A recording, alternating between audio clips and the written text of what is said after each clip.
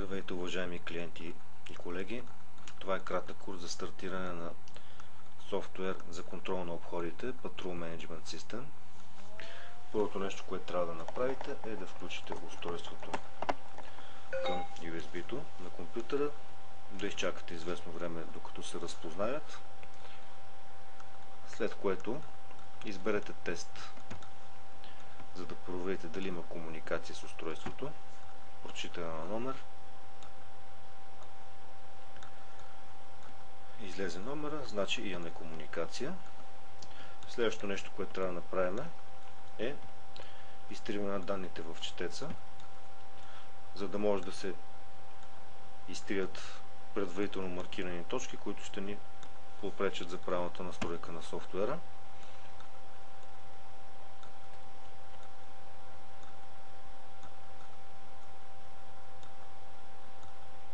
Изтриването е успешно, потвърждаваме. Отиваме на настройки Patrol и започваме подред. Първото е настройка на маршрут, добавяме нов маршрут, изписваме име на маршрута, присвояваме четец към този маршрут, четене на номер. Важно е да знаете, че едно устройство не може да бъде присвоено към няколко маршрута. Потвърждаваме и излизаме от това меню. Следващото е настройка на контролна точка. Имаме вече зададен маршрут. Маркираме контролните точки. В случая правим настройките само с две. Избираме прочитай всичко.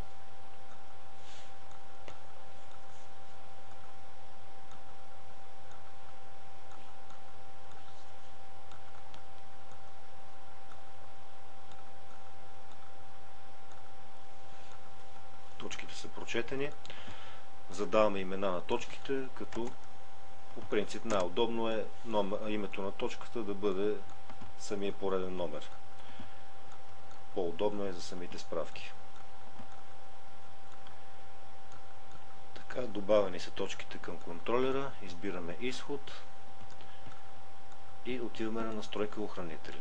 По принцип трябва да има една начална стартова точка, която да бъде маркирана при началото на обхода.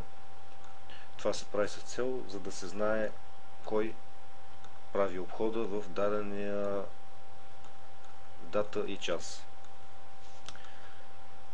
В повечето случаи една контролна точка се маркира за всички охранители.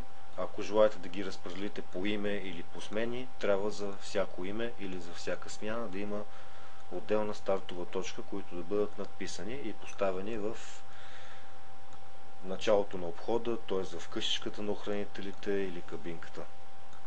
Маркираме началната точка, в случая ние ще имаме само една за всички. Изчитаме номера на картата.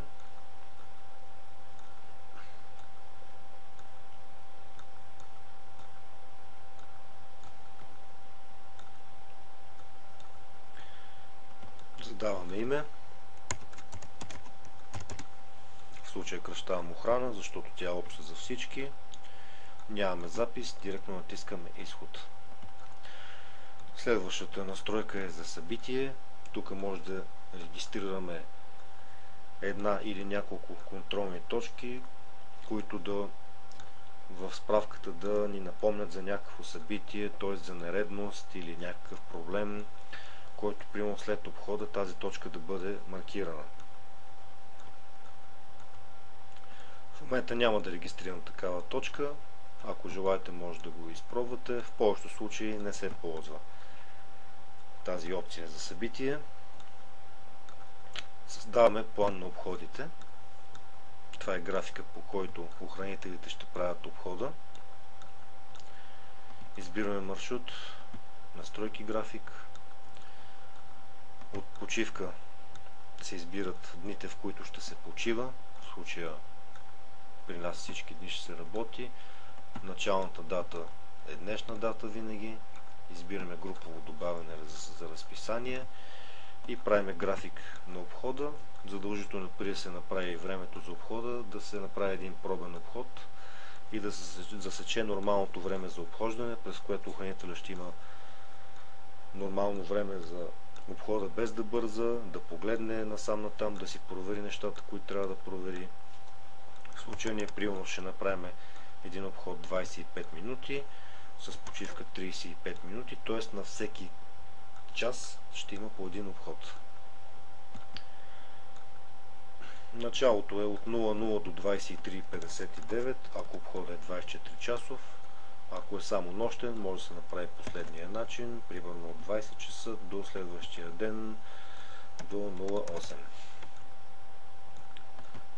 В случай ние ще направим един 24 часов обход, за да мога да ви покажа примерно какво ще се получи в справката. Потвърждавам. Ето ги всички обходи за едно денонощие на всеки кръгъл час от 00 до 23 часа. Запазваме промените и излизаме.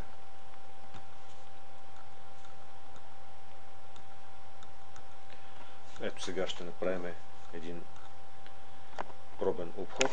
Маркираме стартовата точка, за да се знае кой прави обхода. Маркираме първата, маркираме втората. След това включваме устройството в USB-то и избираме четене на данни.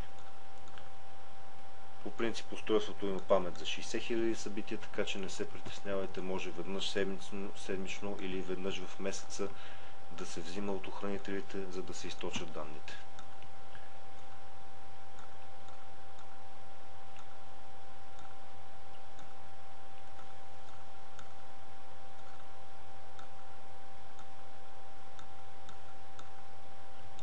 Ето виждате две контролни точки, маркирани.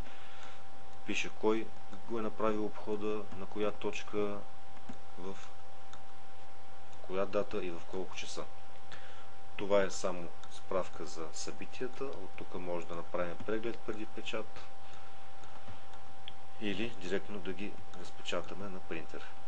Избираме изход и отиваме на справки патрул. По подразбиране винаги излиза днешната дата. Може да изберете нормални събития, отсъстващи или всички. Оставяме на всички, избираме начален и краен час и търсене. Ето виждате колко много обходи са пропуснати, защото аз току-що направих настройките и от 00 часа до сега не е имало обход. Ето тук виждате обхода, който току-що направих. Той е направен точно в указаното време, между 12 и 12:25, а тук са точния час на маркираните точки.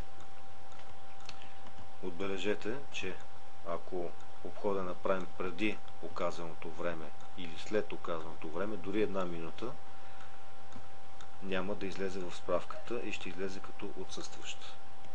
Тук може да се направи експорт към Excel, както и директен печат към принтера. Излизаме. От статистика може да си направите една много хубава статистика, за да разберете вашите охранители дали си вършат работата. Избираме, например, период за един месец. В случая аз ще избера само за днес, защото нямам натрупани данни.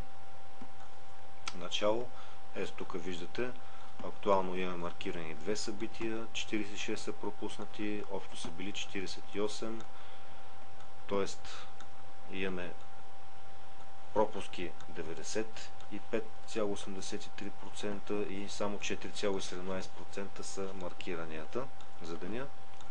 Има други статистики в табличен вид, две маркирания в зелено, т.е. две успешни, т.е. графика е спазен, 46 са пропуснати. Тук може да видите друг тип графики. Общо взето много бързо може да си направите справка дали вашите служители си вършат работата. Тук също имате експортирана картинка, преглед преди печат.